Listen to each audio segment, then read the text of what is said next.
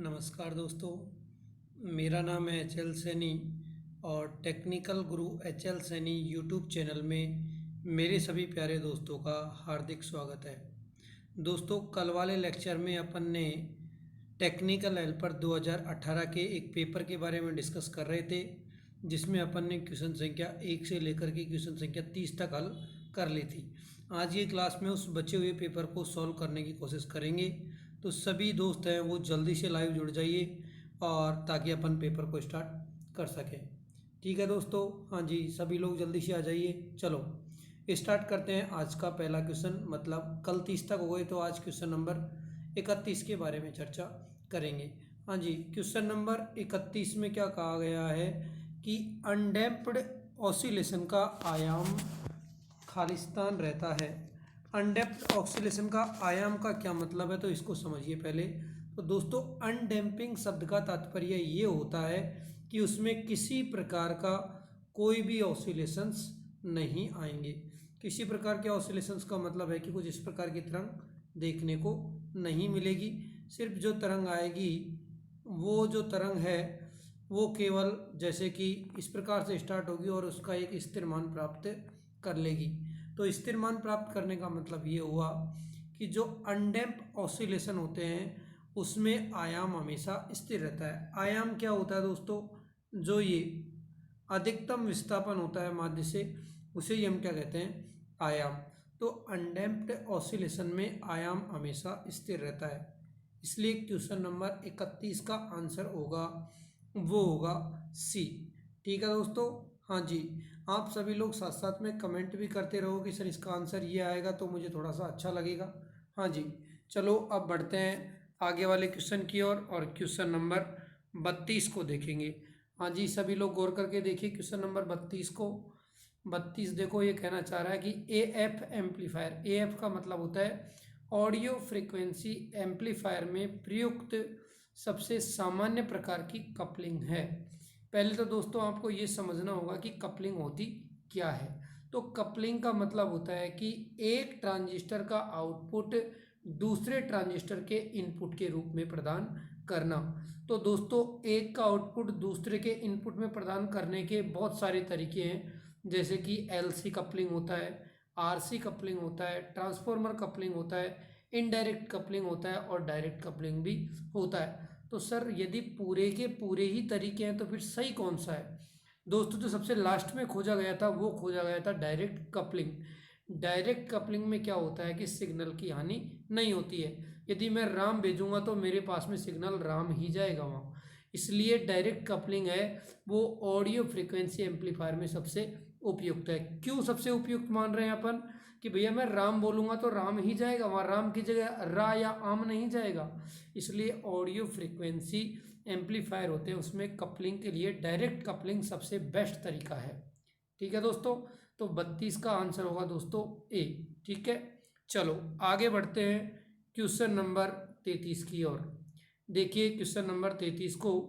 Question number 33 क्या कहना चाह रहा है कि किसी क्रिस्टल पर यांत्रिक प्रतिबल और विकृति लगने पर क्रिस्टल में ईएमएफ प्रेरित होता है तो वो खालिस्तान कहलाता है। तो दोस्तों, जिनको पता नहीं है उनके लिए मैं डिटेल में और ढंग से बता रहा हूँ। इन चीज़ों को थोड़ा सा नोट भी कर लेना और दिमाग में सेट भी करो कि दोस्तों, यदि मेरे पास में कोई मटेरियल है, मान लो मेरे पास में कोई मटेरियल है और उस मटेरियल पे मैं क्या लगा रहा हूँ? दबाव लगा रहा हूँ। और यदि दबाव लगाने से वो जो मटेरियल है उस मटेरियल में विद्युत वाहक बल पैदा हो जाए, या फिर मैं उसमें विद्युत वाहक बल लगाऊं जिसकी वजह से उसमें क्या पैदा हो जाए?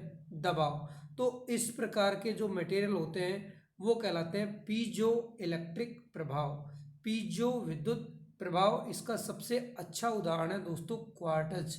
तो क्वार्ट्ज का जो हमारे पास में क्रिस्टल होता है उसमें पीजो विद्युत प्रभाव देखने को मिलता है, क्योंकि उसमें जब हम दबाव लगाते हैं तो उसमें विद्युत वाहक बल पैदा होता है। तो दोस्तों, जो पीजो इलेक्ट्रिक प्रभाव है, जो आंसर डी है वो हमारा एग्जैक्ट और राइट आंसर है। दूसरी एक चीज़ और सुन लो कि दोस्तों, आपने कभी नाम सुना होगा ट्रांसड्यूसर। तो ट्रांसड्यूसर क्या होते हैं? जो कि ऊर्जा को एक रूप से दूसरे रूप में बदलने का कार्य करते हैं। तो दोस्तों, क्वार्टज में भी हम दबाव लगाते हैं तो उसमें क्या पैदा होता है? ईएमएफ। तो पीजो इलेक्ट्रिक प्रभाव अर्थात क्वार्ट्ज भी एक प्रकार का ट्रांसड्यूसर है। ठीक है, तो क्वेश्चन नंबर 33 का आंसर होगा दोस्तों डी। चलो बढ़ते हैं क्वेश्चन नंबर 34 की ओर। क्वेश्चन नंबर 34 एक छोटा सा और प्यारा सा न्यूमेरिकल है, सभी को फोकस करना है उस न्यूमेरिकल की तरफ। क्वेश्चन ये कहना चाह रहा है कि 415 वोल्ट आरएमएस की एसी आपूर्ति के द्वारा प्राप्त किया गया अधिकतम मान क्या होगा। तो सुनो दोस्तों कि हम जानते हैं कि आरएमएस मान बराबर होता है वीएम बटा अंडर रूट 2। तो यह पूछना चाह रहा है अधिकतम मान और आरएमएस मान दिया हुआ है। आरएमएस मान कितना है यहाँ पर 415। तो मुझे यदि अधिकतम मान निकालना है तो आरएमएस मान को अंडर रूट 2 से गुणा करना पड़ेगा। तो देखिए दोस्तों, अंडर रूट 2 से यदि मैं गुणा करूँगा तो मेरे पास में जो अधिकतम मान आएगा वो प्राप्त होगा मेरे प्यारे दोस्तों 415 गुणा अंडर रूट 2। तो 415 गुणा अंडर रूट 2 करूँगा दोस्त, और अंडर रूट 2 का मान होता है 1.414। तो मेरे पास में मान प्राप्त होगा 527 वोल्ट। तो क्वेश्चन नंबर 34 आपको समझ में आ गया होगा कि आरएमएस मान होता है अधिकतम मान बटे अंडर रूट 2। तो अधिकतम मान प्राप्त करने के लिए आरएमएस मान को अंडर रूट 2 से गुणा करते हैं, इसलिए 415 को अंडर रूट 2 से गुणा करेंगे तो आंसर आएगा 587। इसलिए क्वेश्चन नंबर 34 का जो आंसर होगा वो होगा ए, अर्थात 587 आंसर आएगा। जिनसे नहीं हो रहा है वो जल्दी से नोट कर लो अपनी कॉपी में। चलो फिर डिस्कस करेंगे आगे वाला क्वेश्चन। और दोस्त बीच बीच में कमेंट भी करते रहा करो कि सर इसका आंसर ये आ रहा है, इससे ये पता लगे कि आप पढ़ रहे हो कि ऐसे टाइम पास ही कर रहे हो। एग्जैक्ट पता तभी लगता है पढ़ाई का जब आप कोई क्वेश्चन दिया जाए और साथ में प्रतिक्रिया दो। हाँ, और आपको यदि ये वीडियो पसंद आ रहा होगा तो अपने दोस्तों में शेयर कर दो। और कुछ ऐसे भी मेरे प्यारे दोस्त होंगे जो पहली बार इस चैनल पे हैं, तो वो पहली बार जो दोस्त इस चैनल पे हैं वो इस चैनल को सब्सक्राइब करो। ठीक है, और दोस्तों यदि वीडियो पसंद आ रहा है तो लाइक करना ज़रूर ना भूलें, क्योंकि लाइक करने से हमें मोटिवेशन मिलता है कि हमें बच्चों के लिए और भी कुछ करना चाहिए। चलो बढ़ते हैं क्वेश्चन नंबर 34 की ओर। हाँ जी, क्वेश्चन नंबर 34 हो गया। बढ़ते हैं क्वेश्चन नंबर 35 की ओर। क्वेश्चन नंबर क्वेश्चन नंबर 35 देखिए, क्वेश्चन नंबर 35 क्या कहना चाह रहा है कि यदि एक स्मार्टफोन की बैटरी 12 वोल्ट पर प्रचलित है और गेम खेलने के लिए 0.8 एम्पियर की धारा लेता है तो कितनी आवश्यक पावर की आवश्यकता होगी। तो मेरे प्यारे दोस्त, इसने जो वोल्टेज है वो दे रखा है 12 वोल्ट और जो धारा दे रखी है वो 0.8 वोल्ट। तो शक्ति होती है दोस्तों V इंटू आई। तो 12 इंटू 8 करेंगे तो 96, और एक अंक छोड़ के पॉइंट लगाएंगे तो 9.6। इसलिए क्वेश्चन नंबर 35 का आंसर होगा दोस्तों सी। तो 12 इंटू 8 करेंगे तो 96, एक अंक छोड़ के पॉइंट लगाएंगे तो 9.6 वाट।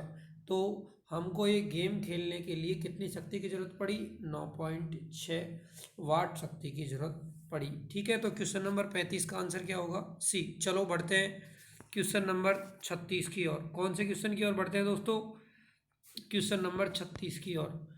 क्वेश्चन नंबर 36 क्या कहना चाह रहा है कि वह एकमात्र वायरिंग जो छत के सबसे छोटे रूट से की जाती है, मतलब सबसे छोटे रास्ते से की जाती है और समकोण मोड़ों की आवश्यकता होती है। तो आपको पता है कि देखो, जब अपन कोई कंड्यूट फंसाते हैं तो कंड्यूट पहले सीधा जाता है, फिर उसको ऐसे रोटेशन पे लेते हैं। तो दोस्तों जो हमारी कंड्यूट वायरिंग होती है, और कंड्यूट में भी कौन से की बात करेंगे, सरफेस कंड्यूट।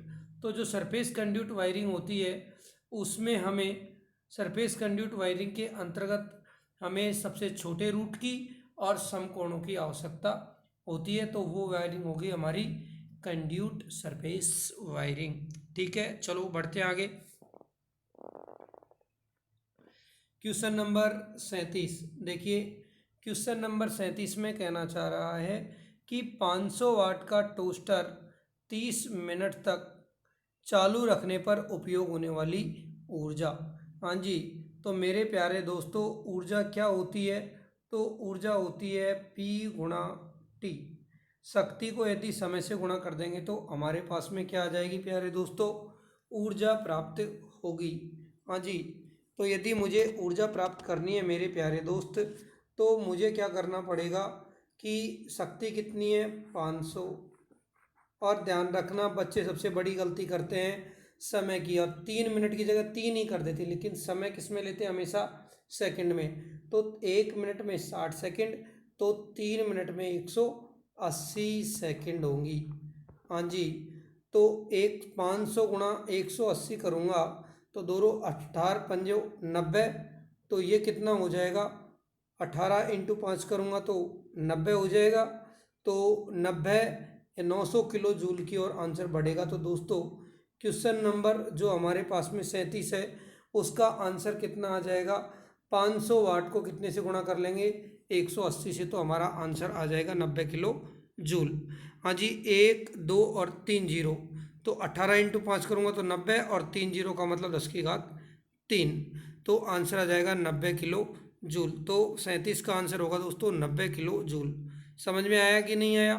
चलो बढ़ते हैं क्वेश्चन नंबर 38 की ओर। क्वेश्चन नंबर 38 क्या कहना चाह रहा है कि बाह्य चुंबकीय क्षेत्र हटा लिए जाने पर किसी माध्यम में शेष चुंबकत्व क्या कहलाता है? मान लीजिए कि मेरे पास में कोई चुंबकीय पदार्थ है। उस चुंबकीय पदार्थ में जब मैं धारा सप्लाई देता हूँ अर्थात कुछ बल लगाता हूँ तो उसमें क्या बनती है? चुंबक बनती है। लेकिन जैसे ही सप्लाई हटाता हूँ तो उसमें कुछ चुंबकत्व बच जाता है। उस बचे हुए चुंबकत्व को ही दोस्तों अवशिष्ट चुंबकत्व, या अंग्रेजी में बोलते हैं रेजिडुअल या रेमिनेंट। तो यहाँ पर देखो रेजिडुअल या अवशिष्ट लिखा हुआ नहीं है, लेकिन अंग्रेजी में वर्ड लिखा हुआ है रेमिनेंट या रेमिनेंस, तो इसे बोलते हैं अवशिष्ट चुंबकत्व। तो क्वेश्चन नंबर 38 का आंसर आएगा दोस्तों सी। ठीक है। चलो क्वेश्चन नंबर 39 की ओर बढ़ते हैं। और क्वेश्चन नंबर 39 क्या कहता है कि ट्रांसफॉर्मर में कोर के चुंबकीयकरण में परिवर्तन के कारण कौन सी हानि होती है? तो दोस्तों चुंबकीयकरण का क्या मतलब है? तो एक बार गौर कीजिए। आपने कभी पढ़ा होगा बी एच वक्र। तो बी एच वक्र का मतलब क्या होता है कि पदार्थ को चुंबकित तथा विचुंबकित, चुंबकित करने और विचुंबकित करने पर उसमें ऊर्जा की एक हानि होती है, उसे ही हम क्या कहते हैं? हिस्टैरिसीस हानि। तो चुंबकीय पदार्थ के चुंबकीकरण करने के कारण होने वाली जो हानि होती है उसे कहते हैं हम हिस्टैरिसीस हानि। तो क्वेश्चन नंबर जो 39 है उसका आंसर मेरे प्यारे दोस्तों क्या आएगा? सी, हिस्टैरिसीस हानि। चलो बढ़ते हैं आगे क्वेश्चन नंबर 40 की ओर। हाँ जी।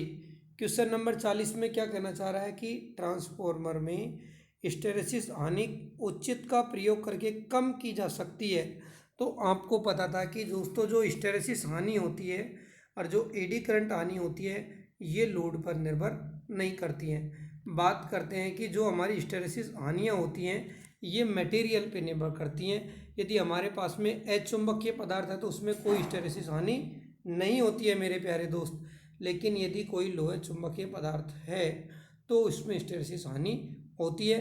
अर्थात हम कोर के मटेरियल पे डिपेंड करता है कि हिस्टैरिसीस हानि कितनी होंगी।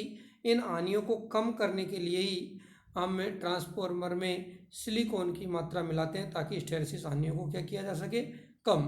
तो कोर के पदार्थ का उचित मात्रा में उपयोग करके हम हिस्टैरिसीस हानियों को कम कर सकते हैं। इसलिए क्वेश्चन नंबर 40 का आंसर क्या होगा?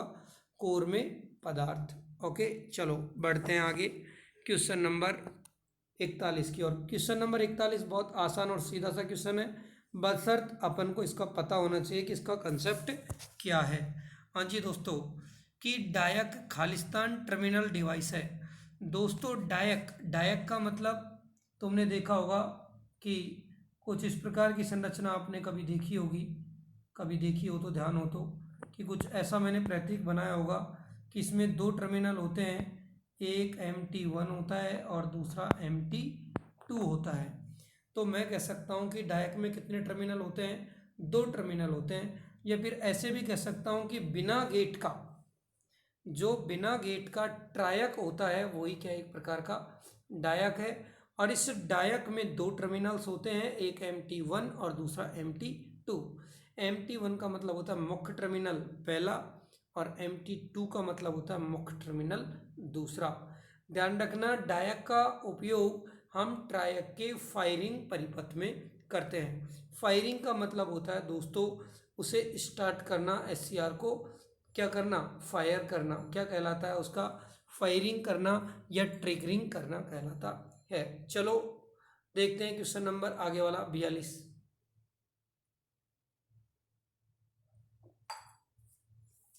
हाँ जी, क्वेश्चन नंबर 42। हाँ जी, क्वेश्चन नंबर 42 में बोला है IG फैट एक डिवाइस है। तुमने IGBT नाम सुना होगा, इंसुलेटेड गेट बाइपोलर ट्रांजिस्टर, ये नाम सुना होगा ना आप लोगों ने, IGBT insulated gate bipolar transistor. उसी को अगर दूसरे रूप में देखें तो ये क्या हो रहा है, isolated gate field effect transistor. दोस्तों जो ये डिवाइस होती है ये स्क्वायर लॉ का पालन करती है, मतलब वर्ग के नियम का पालन करती है। तो हम कह सकते हैं कि जो हमारा IG फैट है एक स्क्वायर डिवाइस है। दिमाग में याद रखना इस चीज़ का कि IG फैट एक स्क्वायर डिवाइस है। ओके, चलो बढ़ते आगे क्वेश्चन नंबर 43 की ओर। हाँ जी, गौर से सुनना। आवर्ती प्रतिक्रिया के साथ कौन सा युग्मन न्यूनतम स्टेप उत्पन्न करेगा? तो देखो, आवर्ती प्रतिक्रिया को इंग्लिश में बोलते हैं फ्रीक्वेंसी रिएक्शन या फ्रीक्वेंसी रेस्पॉन्स, और युग्मन का मतलब होता है कपलिंग। और थोड़ी देर पहले भी बात की थी कि कौन सी कपलिंग सबसे बेस्ट है, तो मैंने बोला था डायरेक्ट कपलिंग। डायरेक्ट कपलिंग में किसी प्रकार के कोई सिग्नल की हानि नहीं होती है, कोई संकेत की हानि नहीं होती है। तो इसका आंसर भी क्या आएगा दोस्तों, डायरेक्ट कपलिंग। तो डायरेक्ट कपलिंग इसका बेस्ट आंसर होगा। चलो बढ़ते हैं क्वेश्चन नंबर 44 की ओर। और क्वेश्चन नंबर 44 क्या कहना चाह रहा है कि AC single phase energy meter किस इकाई में ऊर्जा को रिकॉर्ड करता है? तो दोस्तों कोई सा भी एनर्जी मीटर हो, हमारे घरों में जो एनर्जी मीटर होता है वो देख लो हमेशा किस में एनर्जी को रिप्रेजेंट करता है, KWH में, किलोवाट घंटा में ऊर्जा को रिप्रेजेंट करता है। क्यों? क्योंकि एक KWH बराबर होता है 1 यूनिट। तो आप जानते हो कि हमारे एनर्जी मीटर में हमेशा KWH में अर्थात यूनिट में ही रीडिंग देता है। तो एनर्जी मीटर KWH में हमें रीडिंग प्रदान करता है, इसलिए क्वेश्चन नंबर 44 का आंसर दोस्तों क्या होगा, A। चलो दोस्तों बढ़ते हैं क्वेश्चन नंबर 45 की ओर।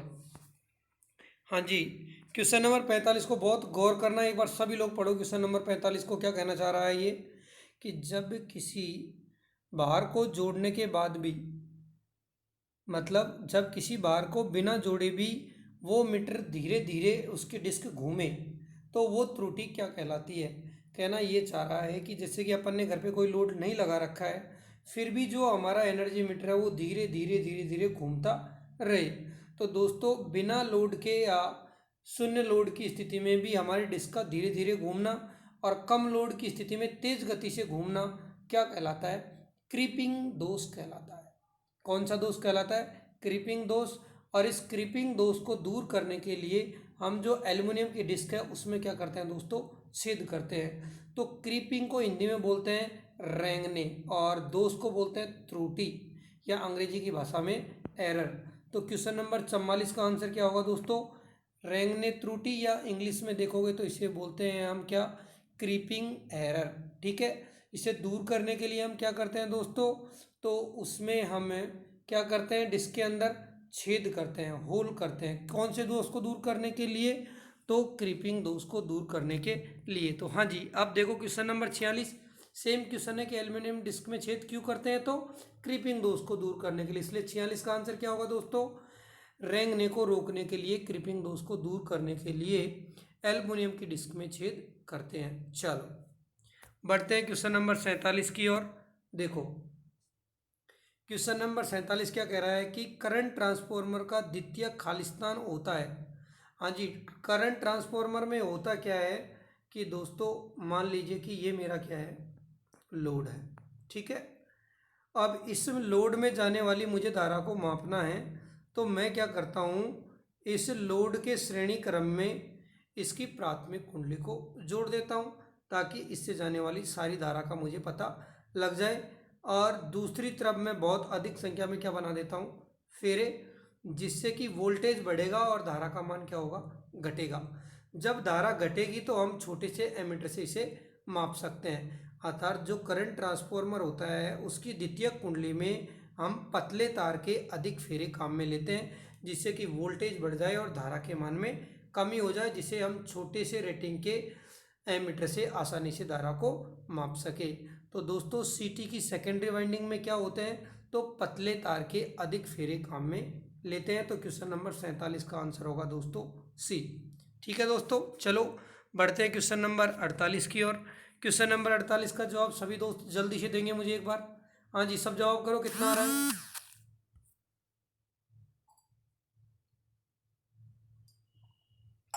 देखो क्वेश्चन नंबर 48 बहुत आसान क्वेश्चन है। कहना ये चाह रहा है कि मेरे पास में जो शक्ति है वो कितनी है, 1000 वाट, और कितने घंटे तक, 1 घंटे तक। अब पूछना चाह रहा है ऊर्जा। तो दोस्तों ऊर्जा क्या होता है, P गुणा T। शक्ति वाट में और समय किस में दे रखा है, घंटे में। तो ये 1000 गुणा 1 करूँगा तो कितना हो जाएगा, 1000 वाट घंटा।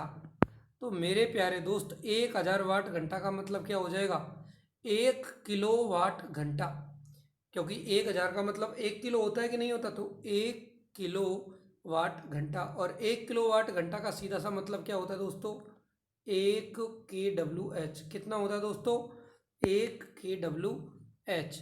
तो क्वेश्चन नंबर 48 का आंसर होगा दोस्तों सी, 1 kWh। हाँ जी, अब बढ़ते हैं क्वेश्चन नंबर 49 की ओर। दोस्तों ये आपके टेक्निकल हेल्पर के पेपर हैं।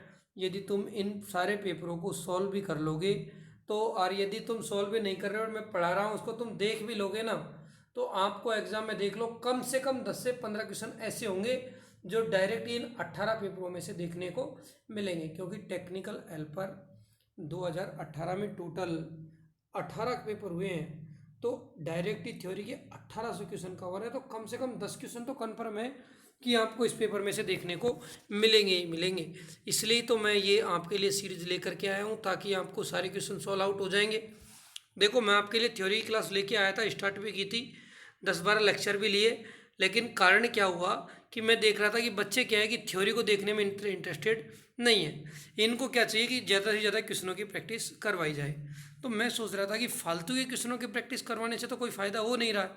अपन क्या करते हैं कि सीधे पिछले साल के पेपर करते हैं, पेपर से ही मैं आपको कंसेप्ट बताते चलूँगा। तो मेरा भी यही उद्देश्य है कि देखो मैं प्रत्येक क्वेश्चन को पढ़ रहा हूँ, उसके बाद में उसका कंसेप्ट साथ के साथ में डिस्कस कर रहा हूँ। चलो देखते हैं क्वेश्चन नंबर 49, जल्दी कीजिए। हाँ जी, शेयर कर दो जल्दी से वीडियो को सभी दोस्तों में, और ताकि जल्दी से जल्दी और लाइव जुड़ जाए।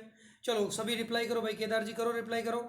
हाँ जी, खालिस्तान घटना से संबंधित शब्द है जहाँ एक प्रेरक के माध्यम से करंट में परिवर्तन एक वोल्टेज को दूसरे में परिवर्तित करता है। देखो क्वेश्चन को मैं आसान कर देता हूँ।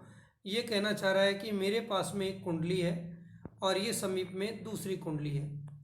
ये कह रहा है कि इस कुंडली के धारा के मान को मैं क्या कर रहा हूँ, परिवर्तित। एक कुंडली के धारा के मान को परिवर्तित करने से दूसरी कुंडली में क्या पैदा हो रहा है, विद्युत वाहक बल पैदा होता है। तो ये जो घटना होती है ये कहलाती है अन्योन प्रेरकत्व, कि एक के कारण दूसरे में पैदा होना। तो एक के कारण दूसरे में जो पैदा होता है उस घटना को कहते हैं मेरे प्यारे दोस्तों हम अन्योन प्रेरकत्व। तो क्वेश्चन नंबर 49 का आंसर होगा दोस्तों बी, अन्योन प्रेरकत्व। ठीक है दोस्तों, चलो अब थोड़े से क्वेश्चन गति से करेंगे, जल्दी से करेंगे।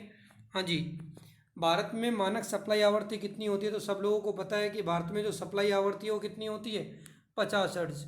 लेकिन क्वेश्चन पूछना चाहे कि पावर फ्रीक्वेंसी कितनी होती है, तो जवाब कितना आएगा दोस्तों, 100 हर्ट्ज। कोई पूछे कि पावर फ्रीक्वेंसी सप्लाई फ्रीक्वेंसी का कितना होता है, तो दुगना होता है। कि जो हमारी पावर फ्रीक्वेंसी होती है वो सप्लाई फ्रीक्वेंसी की डबल अर्थात 100 हर्ट्ज होती है, और जो सप्लाई आवृत्ति होती है वो 50 हर्ट्ज होती है। अमेरिका में ये वैल्यू 60 हर्ट्ज होती है। क्लियर है सभी लोगों को। लेकिन कोई पूछे कि हमारी जो सप्लाई आवृत्ति है वो 1 सेकंड में कितनी बार जीरो होती है, तो दोस्तों आपको पता है कि एक चक्कर में कितनी बार, 2 बार जीरो, फिर अगले चक्कर में 2 बार जीरो, तो 50 चक्कर में कितनी बार जीरो, 100 बार जीरो। ये क्वेश्चन भी आया हुआ है टेक्निकल हेल्पर में कि जब मानक सप्लाई 50 हर्ट्ज है तो 1 सेकंड में कितनी बार जीरो होगी, तो 100 बार जीरो होगी, लेकिन आवर्ती पूछे तो 50 हर्ट्ज। ओके चलो बढ़ते हैं क्वेश्चन नंबर 51 की ओर। हाँ जी, क्वेश्चन नंबर 51 में आपको मिस्टेक देखने को मिलेगी। क्वेश्चन ये कहना चाह रहा है कि निम्न में से माप मल्टीमीटर के द्वारा नहीं किया जा सकता है। क्वेश्चन बोला किया जा सकता है, लेकिन इसमें है नहीं किया जा सकता है। तो दोस्तों जो मल्टीमीटर है उसे हम बोलते हैं AVO मीटर भी कहते हैं। ए का मतलब ये एमीटर, वी का मतलब वोल्ट मीटर और ओ का मतलब ओम मीटर। कि मल्टीमीटर तीनों की भांति व्यवहार करता है कि वो धारा भी माप सकता है, वोल्टेज भी माप सकता है और प्रतिरोध भी माप सकता है, लेकिन क्या नहीं माप सकता है, वो धारिता नहीं माप सकता है। तो ध्यान रखना क्वेश्चन क्या है ये कि मल्टीमीटर किसको नहीं माप सकता, तो जवाब आएगा कि धारिता को माप नहीं सकता है। क्या माप सकता है, तो धारा भी, वोल्टेज भी और प्रतिरोध भी, तीनों के मान को माप सकता है। क्लियर है सभी दोस्तों को। चलो बढ़ते हैं क्वेश्चन नंबर 52 की ओर। हाँ जी, क्वेश्चन नंबर 52 क्या कहना चाह रहा है, तो देखिए क्वेश्चन नंबर 52 कहना चाह रहा है कि उपकरणों में उपयोग किए जाने वाले स्थायी चुंबक आमतौर पर किसके बनाए जाते हैं। तो मेरे प्यारे दोस्त, मैंने आपको बताया था कि जो हमारे चुंबकीय पदार्थ हैं वो 3 प्रकार के होते हैं, अनुचुंबकीय, प्रतिचुंबकीय और लोह चुंबकीय। अनुचुंबकीय को कहते हैं अंग्रेजी में पैरामेडिकल, और प्रतिचुंबकीय को कहते हैं डायामैग्नेटिक, सॉरी, जो प्रतिचुंबकीय होते हैं उन्हें डायामैग्नेटिक, और अनुचुंबकीय होते हैं उन्हें बोलते हैं पैरामैग्नेटिक, और जो लोह चुंबकीय होते हैं उन्हें फेरोमैग्नेटिक। तो जो लोह चुंबकीय पदार्थ हैं उन्हीं का उपयोग हम चुंबक बनाने के लिए करते हैं। ये भी 2 प्रकार के होते हैं, एक तो कठोर और एक होते हैं मृदु। तो कठोर लोह चुंबकीय पदार्थों का उपयोग स्थायी चुंबक बनाने के लिए किया जाता है, और वो मटेरियल होता है दोस्तों एल्निको और एल्कोनेक्स। एल्निको का मतलब होता है एल्युमिनियम, निकेल प्लस कोबाल्ट के संयोग से जो निर्माण होता है वो होता है एल्निको का, जिसका उपयोग आमतौर पर स्थायी चुंबक बनाने के लिए करते हैं। तो दोस्तों स्थायी चुंबक बनाने के लिए जो युक्ति काम में लेते हैं वो युक्ति है मेरे प्यारे दोस्तों, सॉरी, जो पदार्थ है वो है एल्निको। क्लियर है। चलो बढ़ते हैं क्वेश्चन नंबर 53 की ओर। क्वेश्चन नंबर 53 क्या कहना चाह रहा है कि डायनेमोमीटर वाट मीटर में निश्चित कुंडली क्या होती है। तो दोस्तों आपने देखा होगा कि वाट मीटर में 2 कुंडली होती हैं, एक होती है, सॉरी माफी चाहता हूँ, एक होती है हमारी सीसी और एक होती है पीसी। जो सीसी होती है वो लोड के श्रेणी क्रम में जुड़ी हुई होती है और पीसी सप्लाई के समांतर क्रम में। तो जो सीसी होती है मेरे प्यारे दोस्तों वो होती है हमेशा स्थिर कुंडली होती है, और जो हमारी पीसी होती है वो मूवेबल, वो गतिशील कुंडली होती है। तो जो हमारी जो सीसी है, जो हमारी करंट कॉइल है, वो एक निश्चित कुंडली है। तो जहाँ पे विद्युत कुंडली अपन बोल सकते हैं, तो क्वेश्चन नंबर 53 का जो आंसर होगा वो आएगा दोस्तों बी, कि जो हमारी विद्युत कुंडली अर्थात जो करंट कुंडली है वो एक निश्चित कुंडली अर्थात फिक्स कुंडली है जो कि गति नहीं करती है, लेकिन जो दबाव कुंडली है वो गतिशील कुंडली होती है। तो क्वेश्चन नंबर 53 का आंसर होगा दोस्तों बी। हाँ जी, बात करते हैं क्वेश्चन नंबर 54 से पहले मैं अभी कुछ याद चीज़ें दिलाना चाहूँगा सीटी के बारे में। तो सीटी क्या करता है, धारा को मापन में मदद करता है, वो धारा को स्टेप डाउन करता है। अब क्वेश्चन है पोटेंशियल ट्रांसफॉर्मर क्या करता है। तो दोस्तों ये वोल्टेज को स्टेप डाउन करता है, तो स्टेप डाउन करेगा तो मापक यंत्र कहाँ लगाना पड़ेगा, उसकी सेकेंडरी कुंडली में। एक्चुअल में होता क्या है कि देखो ये सप्लाई के समांतर क्रम में जुड़ा हुआ होता है और इसकी सेकेंडरी वाइंडिंग में कम फेरे रखते हैं, और यहाँ पर हम क्या लगा देते हैं मापने के लिए एक वोल्ट मीटर। तो माध्यमिक बोल दो चाहे सेकेंडरी वाइंडिंग। तो पोटेंशियल ट्रांसफॉर्मर अर्थात पीटी की सेकेंडरी वाइंडिंग के पैरेलल में हम वोल्ट मीटर लगाते हैं जो कि वोल्टेज को मापता है। पोटेंशियोमीटर करता क्या है, वोल्टेज को स्टेप डाउन करता है, जिसे हम वोल्ट मीटर की सहायता से माप लेते हैं। अर्थात सीटी और पीटी हमारी विद्युत राशियों को मापने में मदद करते हैं। एक्चुअल में ये मापते नहीं हैं, मापते तो वही एमीटर और वोल्ट मीटर है, लेकिन ये धारा और वोल्टेज के मान को कम कर देते हैं। पोटेंशियोमीटर वोल्टेज को और जो हमारा सीटी है वो धारा को, जिसे आसानी से छोटे उपकरण से माप सकते हैं। चलो बढ़ते हैं क्वेश्चन नंबर 55 की ओर।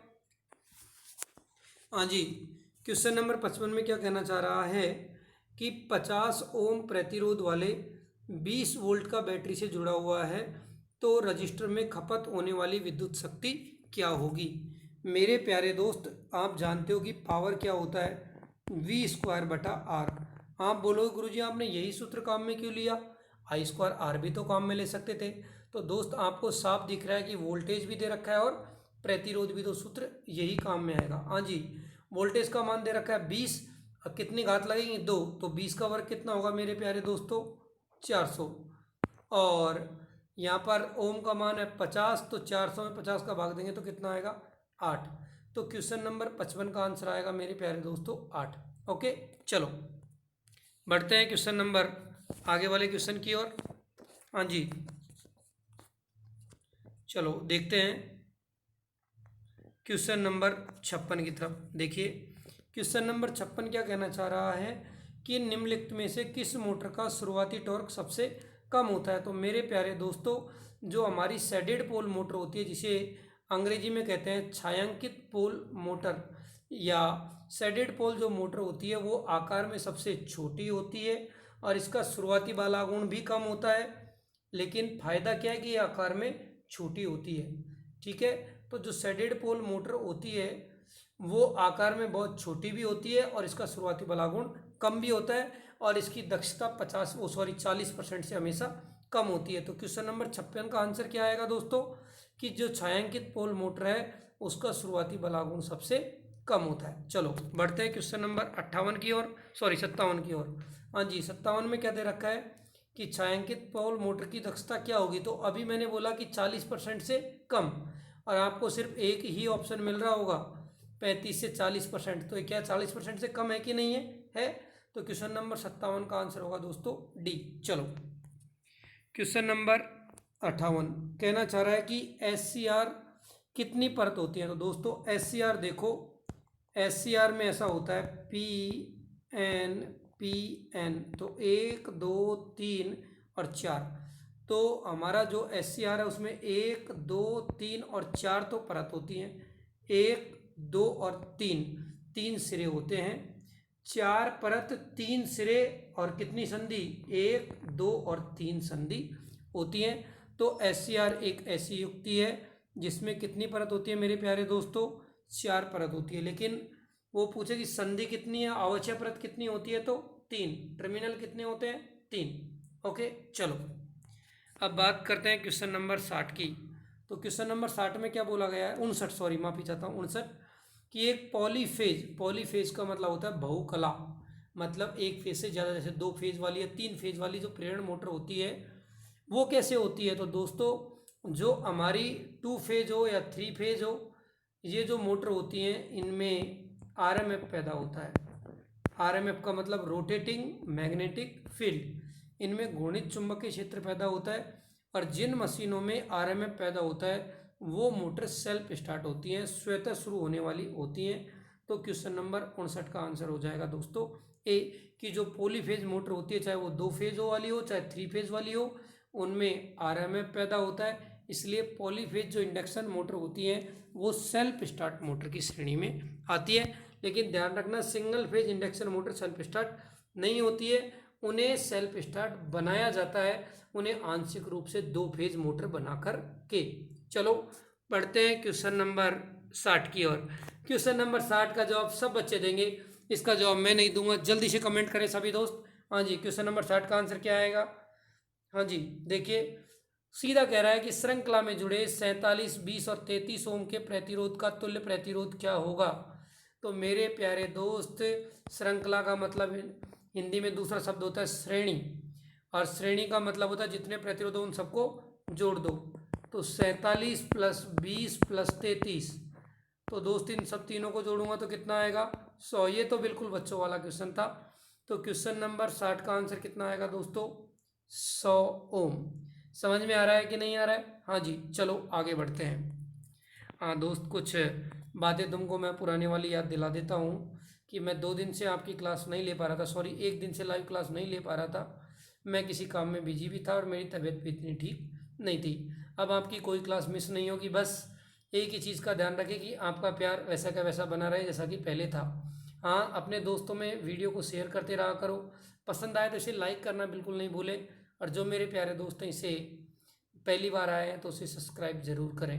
दोस्तों, मैं और आपसे कोई धन दौलत नहीं मांग रहा हूँ, बस अपने चैनल को, ये आपका ही चैनल है, बस इसके सब्सक्राइब बढ़ाते रहो और जितने लोगों को वीडियो पसंद आए वो लाइक करें और नहीं पसंद आए तो दोस्तों डिसलाइक भी करें, क्योंकि प्रत्येक व्यक्ति को मैं कुछ नहीं रख सकता। हाँ, ये कि मैं मेरी पूरी कोशिश करता हूँ कि प्रत्येक चीज़ को आपको मैं आसानी से समझा सकूँ। चलो क्वेश्चन नंबर देखते हैं 61। क्वेश्चन नंबर 61 में क्या कहना चाह रहा है कि लैप के श्रृंखला संयोजन में निम्नलिखित में से कौन सा मापदंड समान होता है। तो दोस्तों, लैंप है उसके श्रृंखला संयोजन, तो श्रृंखला को दोस्तों अंग्रेजी में क्या कहते हैं, श्रेणी क्रम संयोजन। तो चाहे कोई भी चीज़ जोड़ लो कि श्रेणी क्रम में धारा के लिए एक ही रास्ता होता है, तो धारा का मान क्या होगा दोस्तों, श्रेणी क्रम में समान होगा। तो क्वेश्चन नंबर 61 का आंसर आएगा सी, कि लैंप के श्रृंखला क्रम में क्या समान रहती है, धारा का मान समान होता है। चलो बढ़ते हैं क्वेश्चन नंबर 62 की ओर। कहना ये चाह रहा है कि 200 वोल्ट तो इनपुट है और 400 वोल्ट आउटपुट है। तो बोल रहा है प्राथमिक से सेकेंडरी का। तो आपको पता है कि ट्रांसफार्मर में जहाँ इनपुट देते हैं वो प्राथमिक होती है और जहाँ से आउटपुट लेते हैं वो सेकेंडरी होती है। हाँ जी, तो खुद ही कहना चाह रहा है कि प्राथमिक से द्वितीयक का अनुपात, तो प्राथमिक में 200 वोल्ट और सेकेंडरी में कितना है, 400 वोल्ट। तो टर्न का अनुपात यही तो होता है कि यदि क्वेश्चन के अनुसार क्या पूछना चाह रहा है, N2/N1 नहीं पूछ रहा है, N1/N2। देखो प्राथमिक से द्वितीयक तो N1/N2, तो हम इस तरफ क्या कर देंगे, V1/V2। यही करोगे कि नहीं करोगे भाई, लिखा था N2/N1 तो यहाँ कर देते V2/V1, लेकिन क्वेश्चन कहना चाह रहा है कि प्राथमिक से द्वितीयक, तो प्राथमिक में 200 वोल्ट और द्वितीयक में 400। तो 200 में 400 को भाग लगाएंगे तो कितना आएगा, 1/2। तो आंसर कितना आएगा मेरे प्यारे दोस्तों, 1/2। तो 62 का आंसर हो जाएगा दोस्तों 1/2। दोस्तों, आज की क्लास में अपन ने 32 क्वेश्चन डिस्कस किए हैं। इन 32 क्वेश्चनों को एक बार अभी आपने लाइव क्लास में देख लिए, उसके बाद में दोबारा से इसी वीडियो को रिपीट करके देखो, पूरे क्वेश्चनों को पढ़ो। कोई चीज़ समझ में नहीं आए तो कमेंट करो, मैं उसका रिप्लाई आपको ज़रूर करूँगा। अपने दोस्तों में शेयर करो और अपनी सेहत का इस समय ध्यान रखो, क्योंकि कोरोना बहुत तेज़ी के साथ में बढ़ रहा है, तो अपनी सेहत का विशेष ध्यान रखना है। ठीक है दोस्तों, आज के इस लेक्चर के लिए तो इतना ही। सुनने के लिए थैंक यू। ठीक है दोस्तों, मिलते हैं नेक्स्ट वीडियो में।